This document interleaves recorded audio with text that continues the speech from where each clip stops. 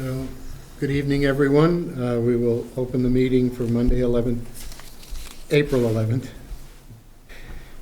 I was saying it the way I write it.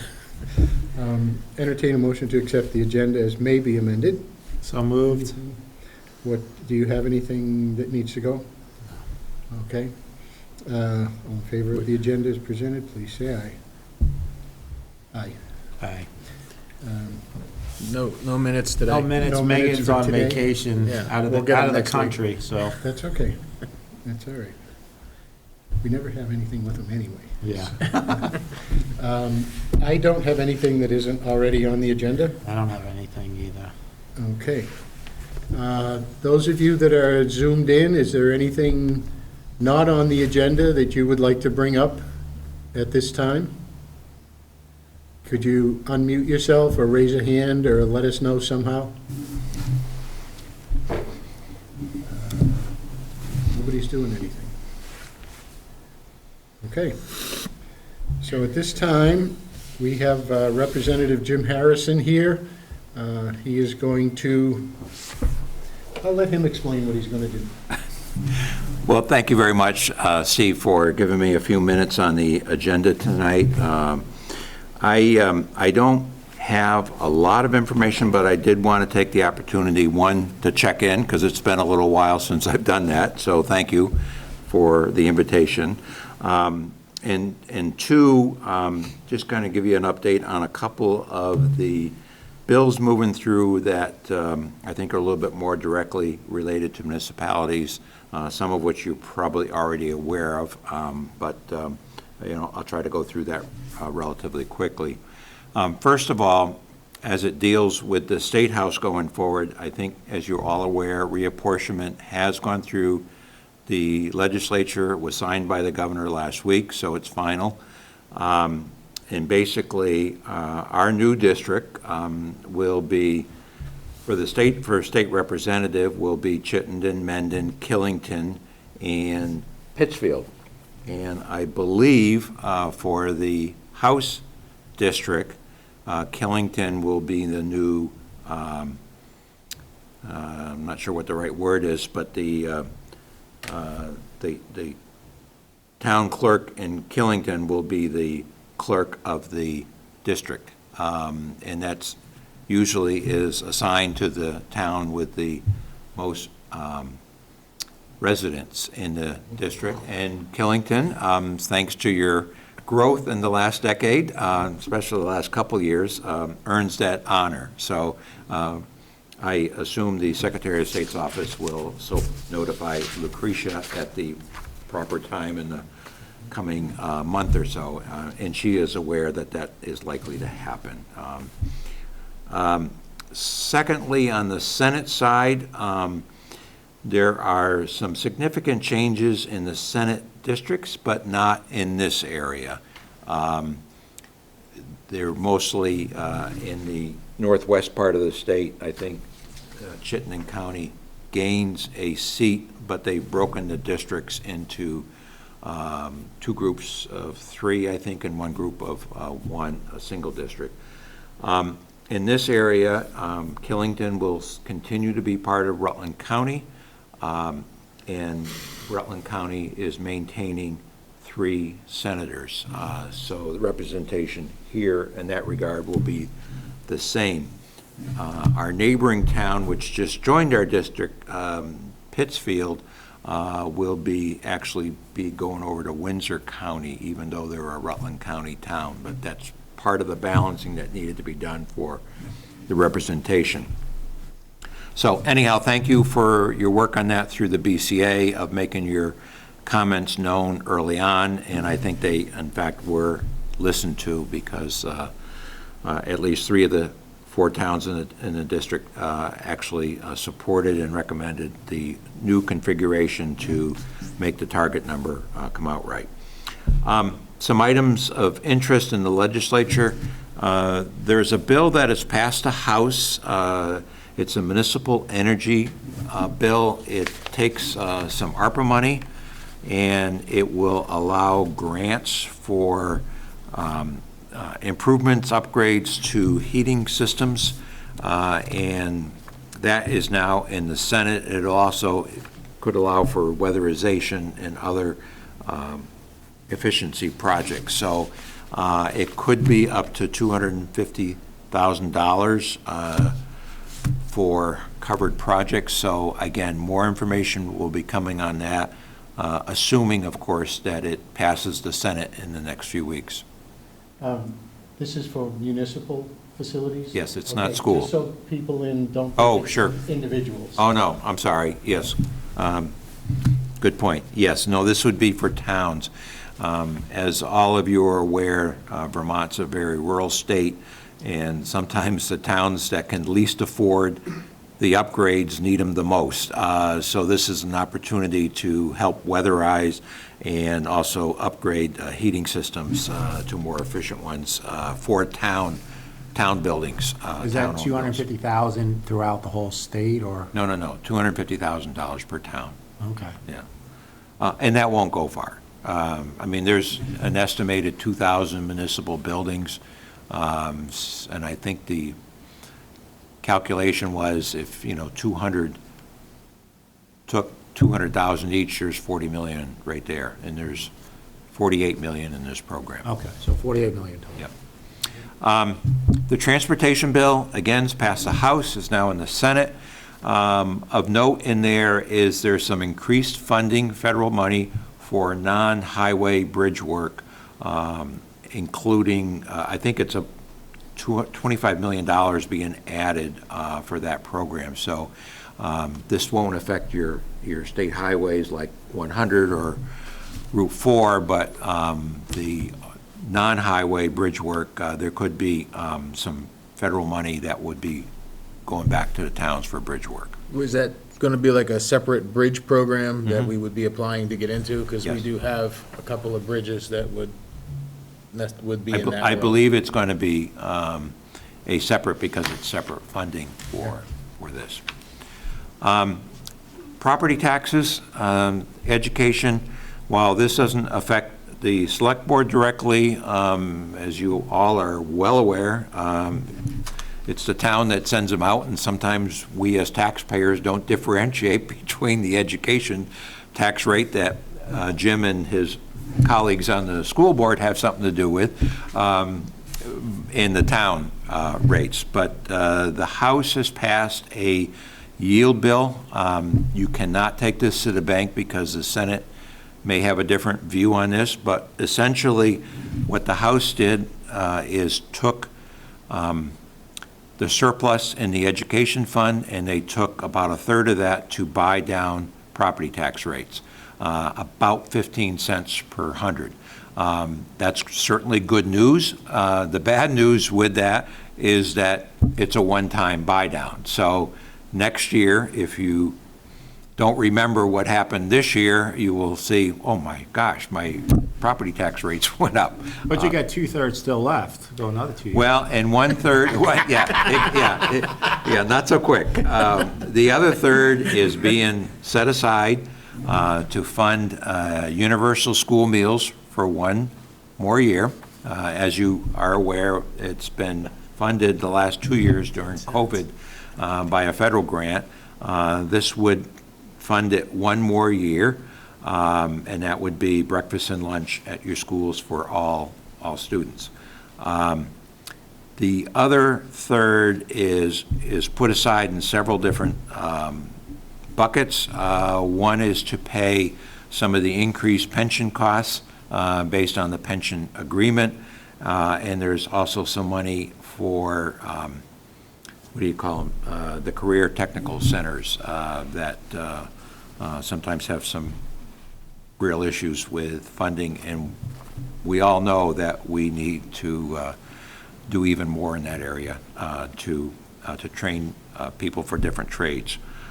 So anyhow, that's still going through the process. That's what the House did, and it remains to be seen what the Senate does and how we end up So on it. your version is 15 cents off of the base rate, Chris raised this hand. The statewide rate, the statewide rate? Right. Okay. yeah, both Using both 1/3 homestead and and non-homestead. non-homestead. Yep. So 15 cents off of the base if it goes through. Mm-hmm. And then the CLA takes effect from there, guys. Right. Right. So that's okay. You have a question? Oh, sure, I'm sorry. Could you let Chris know Chris, that he's got his hand? You're You can You're unmute, up. Chris. Yeah, I just wanted to kind of ask Jim where we were with funding pension plans, et cetera, and where we stood with that at this time period. Yes, that's a good question. As you may be aware, last summer and fall, there was a pension task force, which was made up of some legislators, some union representatives, both teachers and state employees, and one administration official. They came to agreement in early January and put together a proposal that everyone bought into that was on that task force. It requires some of the surplus that the state has to go in towards the unfunded liability. It required some changes in employee contributions based on incomes, and it's phased in over the next couple of years. It also includes a move towards pre-funding the retiree benefits, which is primarily health care, and a few other tweaks, like I think the CPI has a cap on it in retirement, et cetera. So that passed the Senate. I'm not sure if it was last week or the week before. It is now in the House for review. I think it received unanimous approval in the Senate. Now, since then, the governor has raised some concern that it didn't allow for new employees to go into what's considered a defined contribution plan, i.e. a 401k type plan, as opposed to the current defined benefit plan, which is why we have such a large liability if you don't keep up with the funding on that. So remains to be seen what happens there, but that is certainly moving through the process, and I think it's a pretty good bet that that will be enacted this year. We really can't afford a delay. Even if the plan's not perfect, from everybody's perspective, we need to move forward on that. The liability is just too great. We need to make some inroads on that. I agree. Thank you, Jim. Okay, Chris. The other thing I'll mention is the budget. Passed the House a few weeks ago. There is a piece in there which is probably not well known. It's called the Ideal Vermont. It's an initiative that's being run by the Office of Racial Equity, and it's for municipalities. So those municipalities that wish to participate with information exchange, bringing in speakers, et cetera, for inclusion and equity at the local level, making sure your community is welcoming. You're welcome to do that, assuming that stays in the budget going forward. There's no, I don't believe, any fees or cost available to the, or charged to the town, but this is just meant to be something out there if you're interested. Again, it's in the budget as passed by the House. It's kind of a short-term 2-year program that is funded right now, and we'll see where it ends up. The bigger thing that you might be interested in, because it could mean real dollars to you one way or the other, and that is dispatch. As you are aware, the state police have been trying to get out of dispatching services for approximately 100, 105 communities forever. And this year they came up, put something in the budget, took some of the one-time surplus, about $11 million, to fund a transitional program to a regional dispatch system. Obviously, a number of us had concerns. What does that mean? Does that mean town, whether it's Killington, Mendon, Chittenden, does that mean all of a sudden you're going to have to pay a substantial amount of money each year to fund dispatch on a regional basis or not? So what ended up happening is we established a working group with all the players, including some municipality representatives, the state police, EMS, fire, fires, et cetera. And that working group is currently tasked with coming up a plan to transition to a regional dispatch model. And that $11 million is being set aside, but they will have to come back to the legislature next January with a recommendation. And if the legislature agrees with that recommendation, and that's still a pretty big if, but if they agree with it and are satisfied how that is going forward, then that will proceed, and there will be some money for the startup costs to transition. My own take on that is it says regional, and regional could mean state-run regional. So we'll see. I'm not going to be on that task force, but I've certainly hinted to at least one of the parties that will likely be on it that, doesn't have to be funded by local property taxes, so whatever that is. S-210 is a housing bill, but it includes the rental registry program that the state has been, or the legislature's been trying to enact and was vetoed last year by the governor. As you might remember in previous versions, and I think it's also in this version, it doesn't require a registry if the town already has its registry program, much like you do for short-term rentals. There is a increased threshold, so if you had a home and you just rented out one apartment, you wouldn't be covered by this. And if you rented, if you had a rental that I think it's less than 90 days, you wouldn't be covered by this. So I don't think it will impact anything you're doing at the local level unless you wanted it to and you wanted to do something different based on. So whether or not those changes will satisfy the governor's concern or not remains to be seen.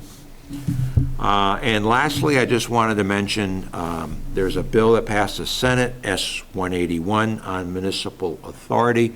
As you folks are well aware, Montpelier sometimes has a very Different approach? well, no, I don't want to say a maternal approach to what towns can do and can't do. And this bill is an attempt to set up some things that you can do. For example, if you have a constable position and you want to, which is required by law, if you want to get rid of that office because you do something else, or you have your own police department, or you contract with the sheriff, you can. You don't have to go to Mount. It also sets up or allows towns to establish a recall procedure for local officials. Fortunately, we don't have that for our state rep yet, but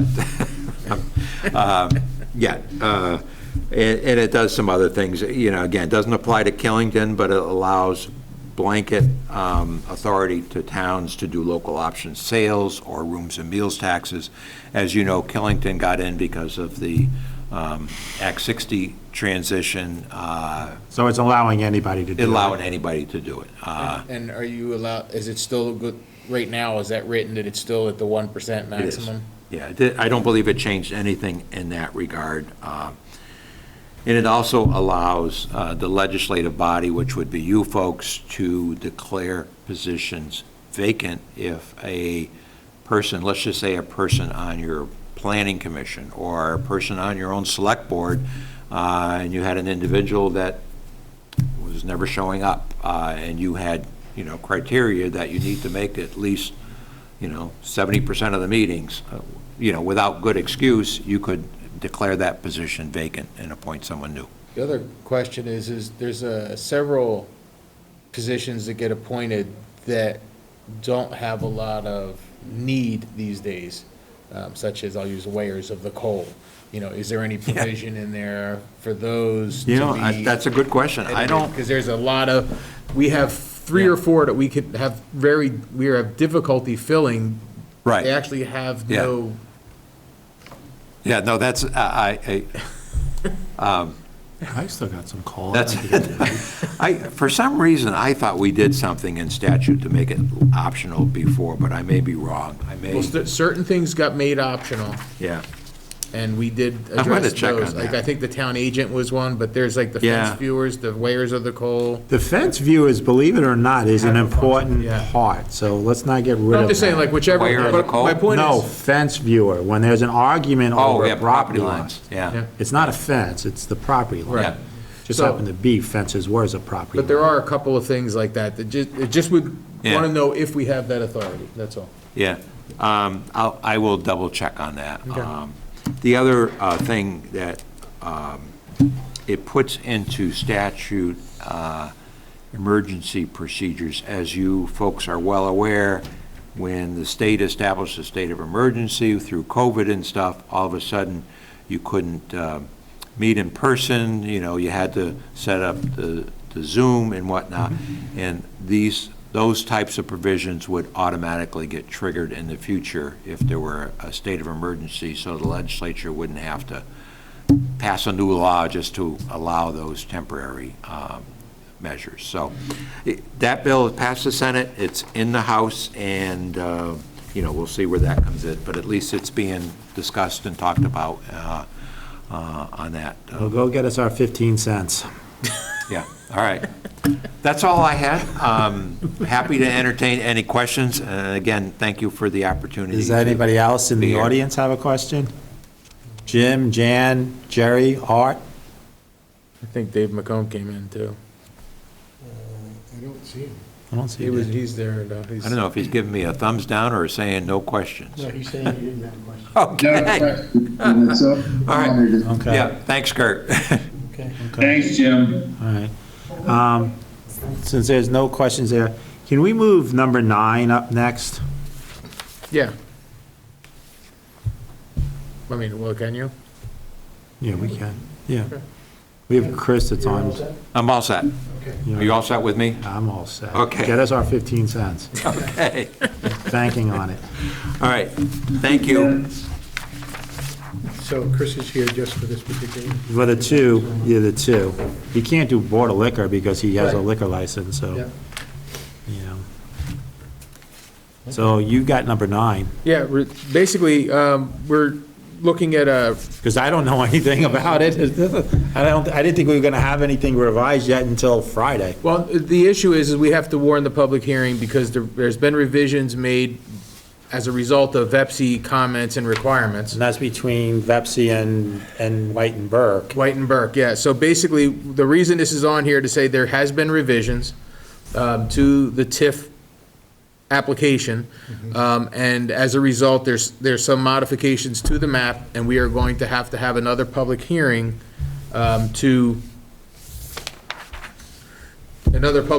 to actually accept the map. It said your internet connection is unstable, but then it went away. And it went away. So we wanted to make sure we warned this. We basically have exactly the same warning that we did in November for the January 4th meeting. And basically, this says the Killington Select Board will convene a public hearing on the proposed Town of Killington TIF District and Financing Plan Wednesday, May 11th pursuant to 24 VSA 1893. The hearing will be held at the Killington Public Safety Building and via Zoom. And the full proposed TIF district plan, the revised plan, will be available after April 15th on our website, and it will be available on the Select Board page of the site and requested from the town clerk. So you can get this information starting Friday. So, yeah, so not after the 5th, but Yeah, on the Friday. the end of this Friday, we will see also as a board of what the changes are. What the changes are, correct. On the 15th. It will be put on the website by the end of the day on the 15th. That's correct. And not only underneath Select Board, it will be on the Be top, on the top. the top piece. Yep. And then it will also be in the Mountain Times Yep, and the Rutland Herald. yes. Okay? Yep, So that's the rules that we have to go from. Correct. And then we, as a board member, will see it probably before 4 o'clock, but everything else will be on. right. So that's number 9. And number 10 is the And actual number public 10 is hearing. the actual public hearing. So I don't have any questions on number 9, other than when I saw this one that came out, I was like, you know, I don't have, I would have thought we would have seen something of the, At the time when we warned the meeting, we their thought we counter might proposal. have something, Yeah. and we don't have it till Friday. right, okay. is what And that is when we're supposed to have it Correct. anyway. Right. Okay, so I don't know if Chris or Steve have questions, and then if anyone has questions afterwards. No, as long as we can go ahead and warn the meeting right now and keep on pace, I think that's great. Yeah, You know, obviously we'll get updated on the final, yeah. you know, version of what I it haven't looks like. seen the change, so I. Yeah, I don't know, I don't know what it is, so. Question it, I Yeah. haven't seen it. Okay, so I'm good with number 9. Now, number 10 Yeah. is just the warning of the public hearing for the TIF district plan, which So we is, just need a motion to warn. so I will make a motion to warn the public hearing notice for the proposed TIF district and financing plan revised for Wednesday, May 11th, 2022, at 6:30 PM, and it will be held here at the Public Safety Building, and also by Zoom at that point also still. So, I'll second. Okay, is there any reason to change anything? no. No. All in favor, please say aye. Aye. Aye. Okay. Okay. Now we can go back Yeah. to, So we're at That camera's the, still aimed at Jim, oh, gee, sorry. which means it's aimed at me. so you got Board of Liquor. Board of Liquor, Do you yeah, have there's, something here? there- Well, I have this. yeah, there's You two, look so good, guy. Come on. Yeah, right. Why do you think I asked for it to be moved? So Board of Liquor, this 802 Spirits for outside consumption permit for Yama Ramen. Oh, this is the other one. Go ahead. You know, I don't have a problem with it because it's on the deck that's right outside of the Yama Ramen restaurant from 12 PM to 9 PM. I don't have a problem with that. It's saying permanent use will be considered year-round use. You know, they got to shovel the deck or whatever. The only issue I have with it is that the applicant doesn't own the building, and we're asking for the owner of the building to sign off, because we don't want to give permission to somebody that doesn't own the building. so would, do you want to make So a I'm going to make a conditional? motion to approve, to allow the town clerk to move forward after the town clerk gets written confirmation from the owner of the building saying Jim, that. who's 802 Spirits? Well, this is to the liquor thing. So this is Yama Ramen applying to 802 Spirits. Oh, okay, to the state. Yeah, Okay, to the thank you. state. So what we're doing, Chris, is we're used to most people own the building when they come in for their permits, and we don't give out a license for outside unless the owner of the property is saying they give permission to that leasee to have it. Yeah, I couldn't agree more. I was just So- concerned, like, I was confused by the 802 Okay, Spirits. 'Cause- yeah, I just read off the top, so it's the first time I saw that. That's the Yeah, state. no problem. So my motion is for the town clerk to move forward with the condition that she gets or the town clerk gets a letter from the owner of the property saying they're on board with allowing them to operate outside. Okay. So, aye, okay? So that's good. State. And then I got in front of me 2, so MCR TPM 1's, LLC, Killington Mountain Lodge, first, second, third, outside consumption, no changes, fee is paid, last enforcement seminar, 1/26/22, so that's good. And then the second one I have is Birch Ridge Incorporated, which is Birch Ridge Inn, first, third, outside, no changes, fee is paid. Last enforcement seminar was March 13, 2021, which is still within the 2 years. Make a motion for the town clerk to move forward with these 2 applications as I just read off. Okay, all in favor? Aye. Aye. I don't see Same. any changes either. Okay. Okay, and do you have an update So for us? short-term rental program, I think this is my 4th week, my 4th week of sitting at the desk. I've been through 2 trainings on the computer system. I have another training tomorrow with Sophia from Lodging Revs. We're getting places with it. I'm getting to learn how to go around everything, not around, but move around the, Get around to everything. get around to everything. I think it's getting a little easier. It seems right now we have about 575 registered, which is great. And there's more that if I look in the past came on in the summertime, because some people don't rent in the winter, but then they rent in the summer. There's more places being sold that are coming on too also that may not have been a rental in the past. So our number of 600, I believe, is going to, happen, and probably a little bit more than that. Division of Fire Safety has been working with the town and me on going through. They're sending over when they go out, they just caught up, they had a bunch of stuff in front and saying how much occupancy. Now they're caught up with the town, so anytime someone comes in looking for, Division of Fire Safety is sending me an email telling me I'm looking at these properties. This is what they're looking for occupancy, and then I can get a jump on it and looking through the file and just make sure that, they are getting the +2 and they have the right amount of bedroom count. I had a conversation with the Sherburne Fire District 1 the other night, to just make sure, we said unless your septic or sewer says differently. So getting confirmation from the Sherburne Fire District. They count bedrooms, and if somebody has a bunk room that's on sewer, they're counting that as a bedroom, not 4 people or 6 people. So, and I just need, so the same thing with the fire district, when somebody comes in and says they're on that fire district sewer line, I will be sending Dave Lewis an address. Are they on sewer? Do they have enough ERUs for X amount of bedrooms? And this is going to be the occupancy. He's not going to really look at the occupancy because he's going to go by the bedroom count, unless there's something like a 3-bedroom that comes in and says sleeps 18, then they're going to. So I had one that came in, said 5 bedrooms, sleeps 14, but they have the right amount of ERUs to sleep that amount.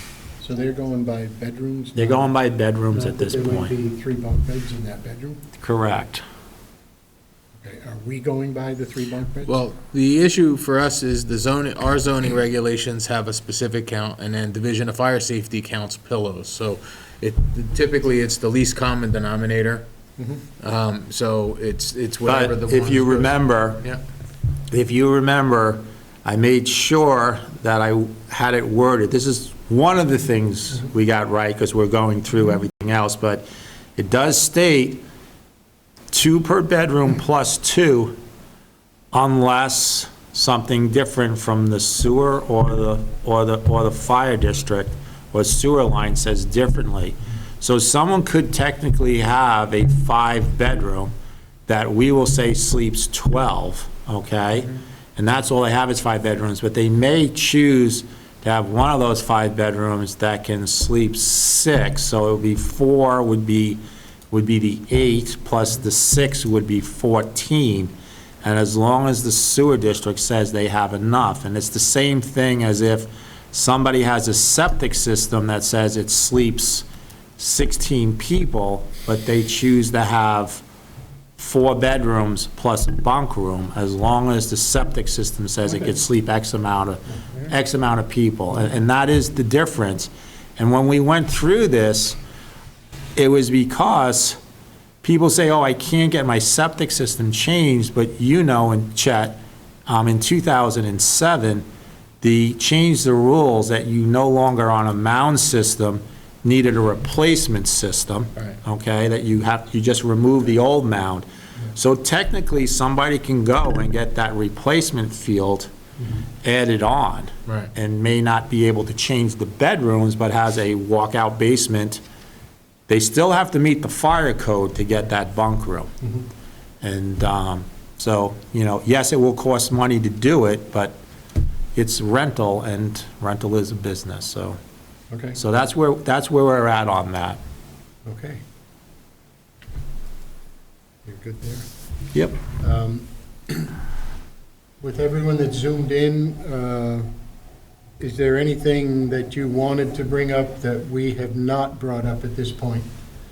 Or comment on what we did. Comment on what we did, just unmute yourself or raise a hand and let us know, because we can only look at the screen to tell if you're looking to say something. I'm not seeing anything. Okay. I'm okay. Okay. It's alpaca, man. Thank you. Taco boy. Under other business, I have one question. And it was brought up because this morning when I went around the corner, they were replacing the guardrail between Stage and Coffee House Road. Okay. When I went up the access road, I looked at the pitch at Killington Auto, and I'm wondering, because it's so close to the road, is that someplace we should have a guardrail? And I don't know what the parameters are for requiring one. By definition, and I will argue this, probably 2/3 of the roads list it. One of the criteria is like, okay, if you have a certain amount of drop-off at a certain slope, Yeah. it qualifies. And if you don't have any issues there for years, like nobody's going off that bank, Okay. you don't have to. All right. You know what I mean? It's one of those that it's been that way for years and years and years, and we really haven't No. had. It might be I've not something seen- that we look at when we do the plan with Well, what's- Yeah, BHB. When we do the what road. happens is, as that alignment adjusts, Right. it will likely end up being slightly different than what it is in some fashion. Okay. But at this time, we haven't had the issue, so we have left it as it's always been. Okay. Since we That was my only- brought up that location then underneath other business, I have been in touch with the owner of the property of Killington Auto. I have received last Friday a listing of all the cars that are on that property with a plan of how they're gonna remove them. I've given them till April 30th. And then after April 30th, I will go back up there and start looking at a little more. I mean, it seems to be cleaning up a little bit more in these last Yeah. 4 weeks. Yeah. And that's about when about 4 weeks ago, I met up with the owner. And it seems like they're moving stuff out, Okay. No, it does. I have noticed that, you know. yeah. Okay. Do we have a need for executive session? I don't I tonight. do not. No. In that case, entertain a motion to adjourn. So moved. All in favor? Aye. Thanks, everybody.